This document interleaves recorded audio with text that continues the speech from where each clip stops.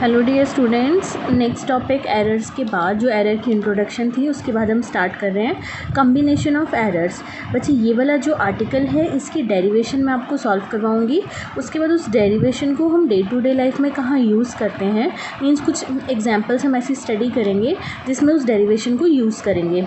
तो डेरिवेशन जो है वो एग्ज़ाम के पॉइंट ऑफ व्यू से इम्पॉर्टेंट नहीं है, मीन्स आप उसे स्किप भी कर सकते हैं, बट उसका जो रिज़ल्ट है उसे आपको याद करना है। रिज़ल्ट को अंडरस्टैंड करके उसे हमने अप्लाई कैसे करना है वो ज़्यादा इम्पॉर्टेंट है। तो स्टार्ट करते हैं। कम्बिनेशन ऑफ एरर्स में कैसे इस आर्टिकल की हमें ज़रूरत क्यों है। सपोज़ कोई हमने क्वांटिटी डिराइव करी, density is mass by volume, ठीक है। तो मीन्स आपको लिक्विड दिया हुआ है, सपोज़ ग्लिसरीन, और आपको बोला गया उसकी डेंसिटी निकालो।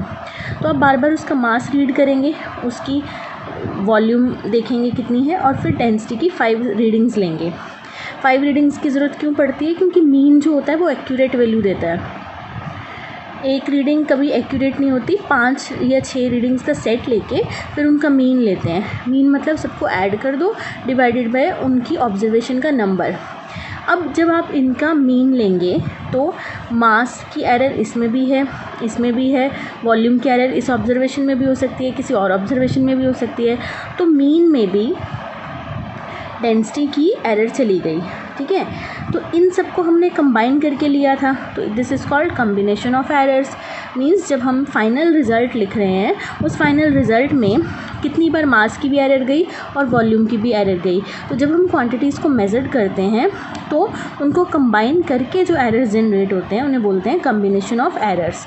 तो अगर हम फर्स्ट केस सॉल्व कर रहे हैं, when the result involve sum of the two observe physical quantity, means वो सिचुएशन देख रहे हैं जहाँ पे दो क्वांटिटीज़ का एडिशन लेते हैं। When the result involves the sum of two observed physical quantities.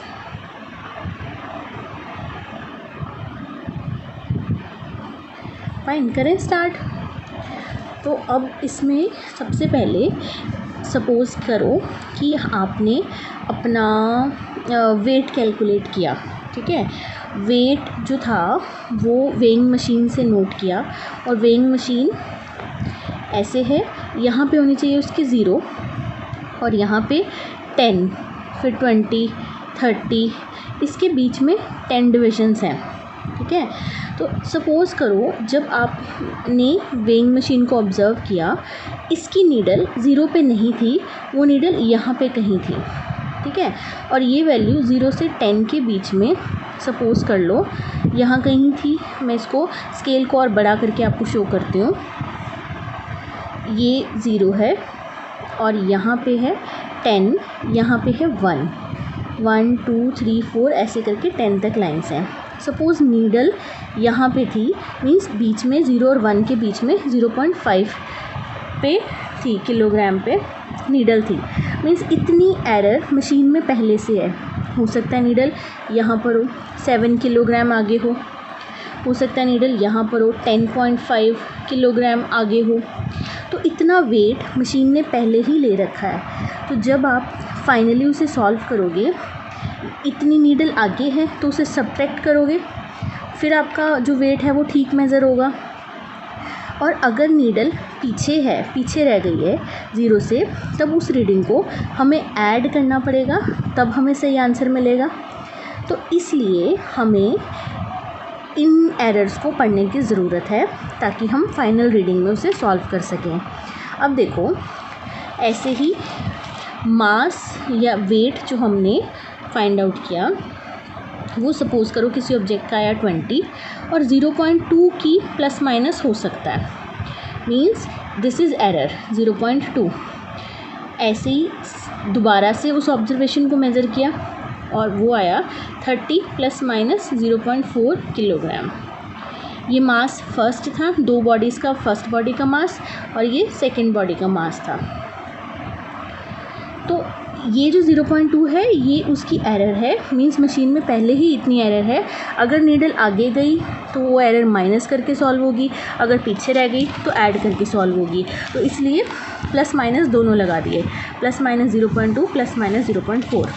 अब मैं आपसे पूछूं कि what is the total mass, तो टोटल मास यहाँ से तो आप बता दोगे 30 + 2 दोनों ऑब्जेक्ट का 50 आ गया, लेकिन इस एरर को कैसे सॉल्व करोगे?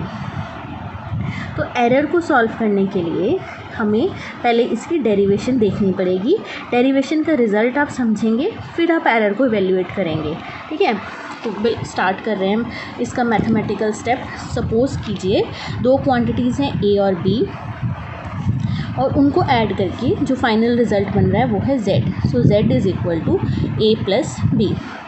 लेट किया डेल्टा a और डेल्टा b जो हैं वो एब्सोल्यूट एरर्स हैं, are absolute errors in a and b, ठीक है। तो वैल्यू a की कितनी बन गई, a plus minus delta a, b की वैल्यू हो गई b plus minus delta b। z क्या बनेगा, z है a plus b।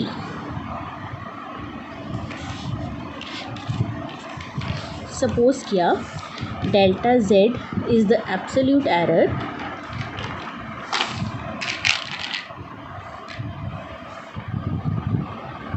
In z, तो z बन गया z plus minus delta z। a में जो एरर है वो है प्लस माइनस डेल्टा a, और b की जो एरर है वो है plus minus delta b। Clear? अब क्या किया, a और b को इकट्ठा कर दिया, a plus b plus minus बाहर कर दिए, अंदर बचा delta a plus delta b, क्योंकि प्लस माइनस हमने बाहर कर दिया। z plus minus delta z, z किसके इक्वल है, z is equal to a plus b. तो z को जब मैं a प्लस बी पुट करूँगी ये वैल्यू इससे कैंसिल हो जाएगी। तो डेल्टा z क्या बना, delta z is equal to plus minus delta a plus delta b, plus ही आएगा यहाँ पे। मीन्स जब एरर को सॉल्व करना है तो a में जितनी एरर थी वो थी एब्सोल्यूट एरर डेल्टा a, और b में जो थी वो थी डेल्टा b। मीन्स एरर भी डायरेक्टली ऐड हो जाएंगे। फाइन। अब इस एग्जांपल पे दोबारा आइए। इसमें मैंने समझाया आपको कि 20 और 30 मास तो हमने 50 बना दिया, तो एरर कैसे सॉल्व होंगे। अभी मैंने आपको सिखाया एरर को सॉल्व करना हो तो दोनों क्वांटिटीज़ के एरर्स को डायरेक्ट ऐड कर दो। तो यहाँ पे 0.2 और 0.4 को ऐड करेंगे तो क्या आएगा 0.6। तो नेट आंसर मास का कितना आ गया 30 + 20 50 plus minus 0.2 plus 0.4 0.6। Means error जो हैं वो भी ऐड हो गए। फाइन। अब नेक्स्ट केस सेकेंड केस में हम देखते हैं when the final result involves differences of two observed physical quantities। Means अब फाइनल रिज़ल्ट में दो क्वांटिटी का डिफरेंस है, जैसे पिछले में दो क्वांटिटीज़ का एडिशन था। ठीक है। सपोज़ किया z कोई एक क्वांटिटी है जिसका फाइनल रिज़ल्ट है सब्ट्रैक्शन का दो फिज़िकल क्वांटिटीज़ की a माइनस b। लेट किया delta a is the absolute error in a and delta b is the absolute error in b। तो a क्वांटिटी क्या बन गई a plus minus delta a, ऐसे ही जो b क्वांटिटी है वो बन गई b plus minus delta b। अब z में जो एरर है वो इमेजिन करी delta z is the absolute error in the measurement of z। अब z क्या बन गया, z क्वांटिटी थी उसमें एरर हो सकती है प्लस माइनस डेल्टा z। ऐसे ही a में एरर होगी a plus minus delta a, minus B की error b plus minus delta b। इसे सॉल्व करते हैं, a माइनस बी इधर आ जाएगा, फाइन, प्लस माइनस इधर भी है, प्लस माइनस इधर भी है, तो माइनस प्लस हो जाएगा, मीन्स इस माइनस से ये माइनस बन गया और इस माइनस से ये प्लस बन गया। अंदर क्या बचेगा, डेल्टा a और यहाँ पे प्लस डेल्टा b। इसे सॉल्व करोगे तो यही वैल्यू बनेगी। अब आगे देखिए, z की वैल्यू क्या है, z is a minus b, z को पुट कर दिया, a minus b plus minus delta z is equal to this. तो ये टर्म कैंसिल हो गई, डेल्टा z क्या बना, delta a plus minus delta b। जो रिज़ल्ट ऊपर आया था सेम रिज़ल्ट इसमें भी आया है, फाइन। अब आप नोटिस कीजिए कि अगर दो क्वांटिटीज़ ऐड हो रही थी तब उनके एरर्स ऐड हो रहे थे। अब दो क्वांटिटीज़ अगर सब्ट्रैक्ट हो रही हैं उनके एरर्स अभी भी ऐड होने हैं, ठीक है। यहाँ पे प्लस ही बचा, ये प्लस माइनस इस प्लस माइनस से कैंसिल हो जाएगा और ये प्लस का ही साइन आएगा, ठीक है। तो नेट जो एरर है delta z is equal to delta a plus delta b, fine.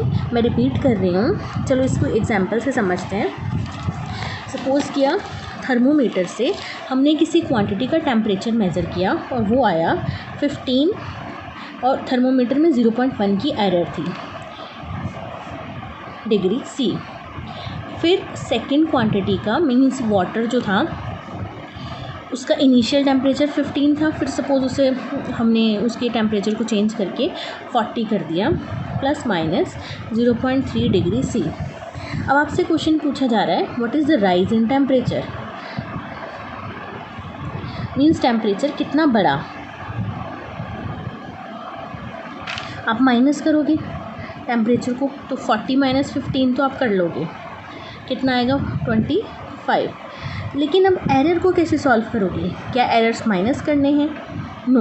मैंने अभी आपको डेरिवेशन कराई कि एरर्स चाहे क्वांटिटी ऐड हो रही हो तब भी प्लस का साइन के साथ एरर आएगी। अब यहाँ माइनस वाला जब हमने केस सॉल्व किया एरर तब भी ऐड हो रहे हैं, तो मीन्स 40 माइनस 15 ये टर्म तो सब्ट्रैक्ट होगी, ये उनके एरर्स हैं। जब दो क्वांटिटीज़ की सब्ट्रैक्शन इंक्लूड होती है एरर तब माइनस नहीं होते, एरर्स हमेशा ऐड होते हैं। तो 0.3 प्लस 0.4, तो आंसर आया 25 plus minus 0.4 degree C। This is the required answer, ठीक है। अब नेक्स्ट थर्ड केस ये है कि दो क्वांटिटीज़ अगर मल्टीप्लिकेशन में हो, फोर्थ में है दो क्वांटिटीज़ अगर डिवीजन में हो तब एरर कैसे सॉल्व करेंगे, तो वो मैं नेक्स्ट वीडियो में ऐड करती हूँ, क्योंकि जो न्यू बच्चे हैं उन्हें अभी समझने में थोड़ी प्रॉब्लम आ रही है, तो इसलिए वीडियो को मैं